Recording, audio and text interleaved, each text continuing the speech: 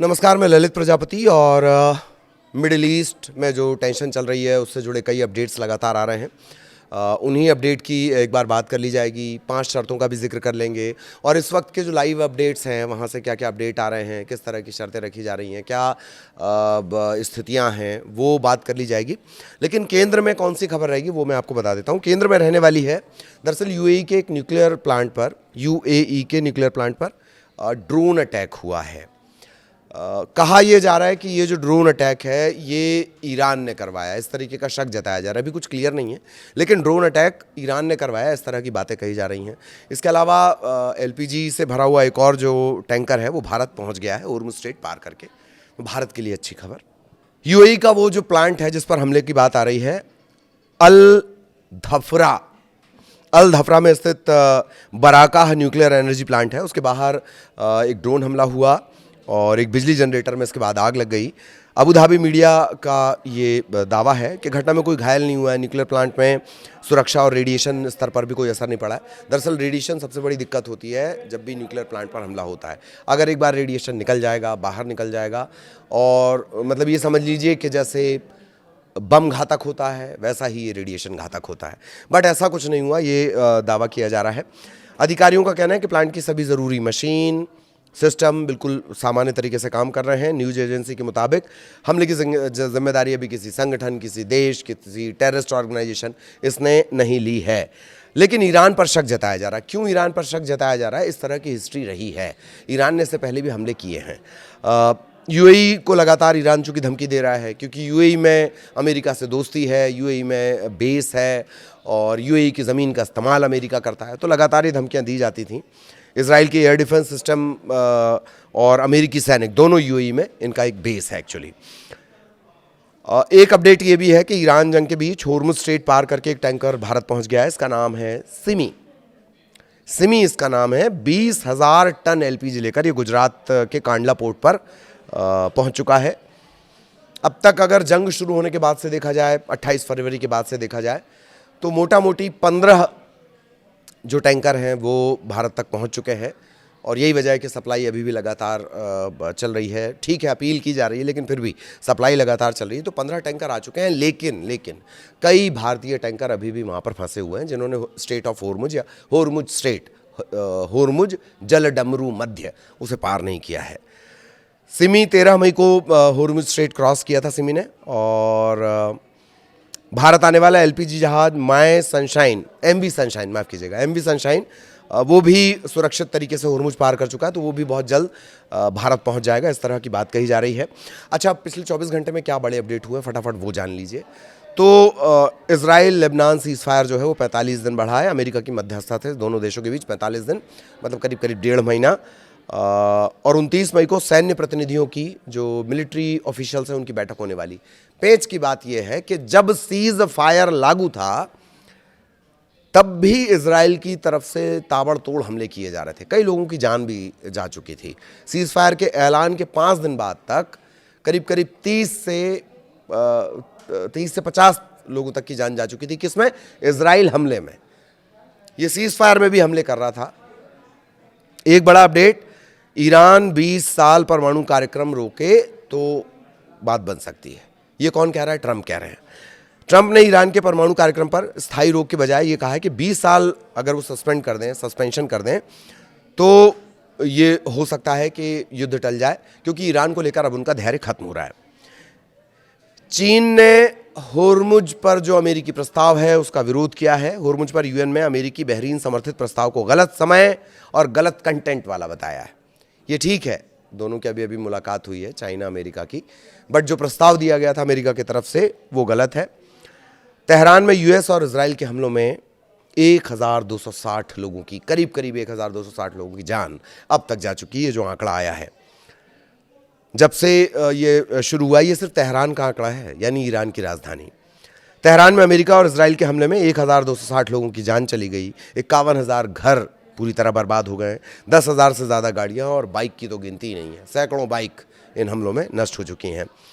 दक्षिण लेबनान, जिसका हमने अभी शुरुआत पहले पॉइंट में जिक्र किया था, पहले अपडेट में, सीज फायर बढ़ने के बावजूद इजराइल के कई हमले हो रहे हैं, एयर स्ट्राइक की जा रही है, लगातार गोलीबारी चल रही है।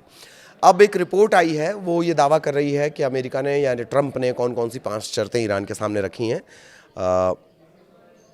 5 शर्तें क्या हैं? ईरान की जो फार्स न्यूज़ एजेंसी है उसके मुताबिक 5 बड़ी शर्तें रखी गई हैं। रिपोर्ट में कहा गया कि अमेरिका ईरान को बमबारी से हुए नुकसान का कोई मुआवजा नहीं देगा।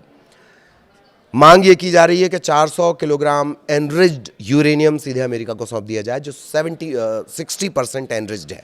परमाणु हथियार के लिए 90% चाहिए होता है। अमेरिका की शर्त यह भी है कि ईरान में सिर्फ एक परमाणु सेंटर चालू रहना चाहिए। अमेरिका ईरान की फ्रीज हुई विदेशी संपत्तियों में से 25% से ज़्यादा रिलीज करने के पक्ष में नहीं है। कुल संपत्ति जो उसकी अलग अलग जगहों पर फ्रीज की गई है उसमें से सिर्फ 25%। ये डिमांड ईरान की तरफ से की गई थी और अमेरिका ने क्या पॉइंट्स रखे वो मैं आपको बता रहा हूँ। वाशिंगटन ये चाहता है कि लेबनान समेत सभी मोर्चों पर युद्ध खत्म करने के लिए बातचीत के जरिए हल हो, और ये पॉइंट्स सामने आए हैं ईरान की फार्स न्यूज़ एजेंसी की तरफ से। दोनों तरफ से कोई आधिकारिक पुष्टि नहीं हुई है, क्योंकि बड़ा अपडेट तो ये है कि किसी भी घंटे किसी भी वक्त अमेरिका हमला कर सकता है। सेंटकॉम ने एक फार्मूला तैयार कर लिया है। 30 मिनट में कोशिश ये होगी कि अब जो हमला हो, ये बहुत बड़ा अपडेट मैं आपको बता रहा हूँ, अब जो हमला होगा, सेंटकॉम की प्लानिंग ये है। सेंटकॉम जो इस पूरे इलाके में मिलिट्री की सबसे बड़ी डिसीजन लेने वाली अथॉरिटी है, उसका कहना यह है कि 30 सेकंड में सारी फैसिलिटी तबाह। अब जो ईरान पर हमला होगा उसका टारगेट यही होगा, 30 सेकंड में सारी फैसिलिटी, सारी इंपॉर्टेंट फैसिलिटीज़ को तबाह कर दिया जाएगा, और फिर ज़मीन पर उतरेंगे कौन? अमेरिकी सैनिक। ये सबसे बड़ा अपडेट है जो इस वक्त मेरे पास आया है। हज़ारों की संख्या में अमेरिकी सैनिक ज़मीन पर उतरेंगे और मलबा हटाएंगे। मलबा हटाने के बाद जो एनरिच्ड यूरेनियम है, परमाणु फैसिलिटीज़ को पूरी तरह ख़त्म करेंगे, और एनरिच्ड यूरेनियम जो करीब करीब 400 किलोग्राम के आसपास है उसे ले जा लेंगे। ये सबसे बड़ा प्लान इस वक्त अमेरिका का जो अब तक निकल कर सामने आया है। हालांकि इसके बिहाफ में अगर बात कर ली जाए तो ईरान से जिस तरह के वीडियो आ रहे हैं, IRGC बच्चों, बूढ़ों, महिलाओं, बुजुर्गों, जवानों सबको ट्रेंड कर रहा है। पुराने जमाने के जो AK-47 राइफल है उसमें ट्रेंड किया जा रहा है। इस तरह के वीडियो लगातार सामने आए हैं। ये इस वक्त का सबसे बड़ा अपडेट है जो अभी अभी पता चला है। तो ईरान इस तरह से तैयार कर रहा है। ईरान इसे करो या मरो के तौर पर देख रहा है। ईरान का जो टारगेट है वो इसे करो या मरो के तौर पर देख रहा है, और ईरान ने जो अपने मिशन का नाम दे दिया है, सबसे बड़ा मिशन वो इसे कह रहा है आर या पार। आर या पार का हमला ईरान इसे बता रहा है ऑपरेशन स्लेज हैमर, और पोर्ट्स की घेरेबंदी का अल्टीमेटम अमेरिका की तरफ से दे दिया गया है। जमीन पर भी ईरान जो है, जमीन पर भी अमेरिका अपने सैनिक उतारेगा। ये बड़ा अपडेट जो इस वक्त मिला हुआ है। जान फिदा, ये बहुत जरूरी बात, जान फिदा बराए ईरान, ये मिशन ये अभियान वहां पर चल रहा है, यानी ईरान के लिए जान की बाजी लगाना। ये जानकारी इस वक्त निकल कर आ रही है। दोनों तरफ से ये जो तैयारियां हैं ये वहाँ पर चल रही हैं। फिर हम वापस अपडेट्स पर आते हैं। तो अमेरिका की शर्तें हमने आपको बता दी, 5 शर्तें जो मोटा मोटी हैं वो आपने जान ली। इसके अलावा ईरान में किस तरीके से तैयारियां हो रही हैं, पूरे ईरानियों को तैयार किया जा रहा है। हर ईरानी अपने आप में एक हथियार होगा, उसे इस तरह के हथियारों की ट्रेनिंग दी जा रही है। मतलब ईरान भी ये बात जानता है कि अमेरिका अब जो हमला करेगा वो अब तक का सबसे घातक हमला होगा, और अमेरिका तो ये दावा कर ही रहा है। युद्धपोत के वो फोटो आपने देखे ही होंगे जिसमें ट्रंप अपने युद्धपोत के साथ खड़े हुए हैं, अपने सैनिकों के साथ खड़े हुए हैं। ग्राफिक्स के ज़रिए ईरान को वो तबाह करते हुए, AI जनरेटेड वीडियो के ज़रिए वो ईरान को तबाह करते हुए नज़र आ रहे हैं। इस तरह का वीडियो उन्होंने पोस्ट किया है, और उसके बाद ये माना जा रहा है कि ये फाइनल अल्टीमेटम है अमेरिका की तरफ से, यानी कुछ घंटों में कभी भी ये ऐलान हो सकता है कि ईरान को नेस्तनाबूद यानी पाषाण युग में वो पहुँचा देंगे। ये एक बड़ा अपडेट है। इस बीच ईरानी राष्ट्रपति से पाकिस्तानी गृहमंत्री भी मिले हैं, मोहसिन नकवी। उन्होंने तेहरान में ईरान के जो राष्ट्रपति हैं मसूद पेजेश्कियान, उनसे मुलाकात की है, और होर्मुज पर ईरान का कंट्रोल कानून के ख़िलाफ़ है, एक्सपर्ट्स का ये कहना है। कतर स्थित जो जॉर्ज टाउन यूनिवर्सिटी के पॉलिटिकल एक्सपर्ट हैं उन्होंने इस तरह का बयान दिया है। और कई देश होर्मुज से गुजरने के लिए ईरान से बातचीत भी कर रहे हैं अपने जहाज़ों को निकालने के लिए। ये इस वक्त के अपडेट हो गए, लेकिन सबसे बड़ी बात जो हमने आपको बताई है कि यूएस जो है वो पूरी तैयारी कर चुका है। इस बार मैंने आपको बताया कि 30 मिनट का ऐसा एक प्लान तैयार किया जा रहा है जिसमें ईरान को पूरी तरह नेस्तनाबूद किया जाएगा।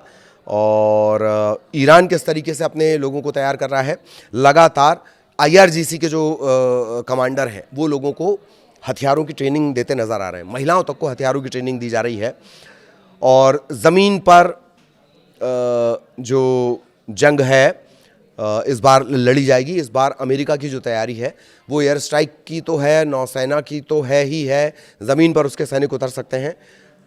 तूफान से पहले की शांति, एक संदेश उन्होंने और दिया है, वो भी मैं आपको बताता हूं। युद्धपोतों की तस्वीर के साथ केवल एक लाइन अंग्रेजी में जो लिखी गई थी उसका लबुलुआब ये है कि तूफान से पहले की शांति। तो ये माना जा रहा है कि अब फाइनल जंग जो होगी वो अमेरिका की तरफ से होगी और कुछ घंटों में दावे हो सकते हैं। सेंटकॉम, मैंने ये दोहराना ज़रूरी है, सेंटकॉम का कहना यह है कि शुरुआत की 30 मिनट में परमाणु केंद्र, खार्ग द्वीप, मिसाइल सेंटर, इन सबको सिर्फ 30 मिनट में तबाह कर देना है। इस तरह का प्लान तैयार हो रहा है। इस तरह का प्लान अमेरिका की तरफ से तैयार किया जा रहा है। ये एक बड़ा अपडेट हमने आपको अभी दे दिया। कुछ घंटों में अगर आप ये सुने कि भीषण भयंकर हमला हो गया है तो इसमें कोई हैरानी या अचरज आपको नहीं होना चाहिए।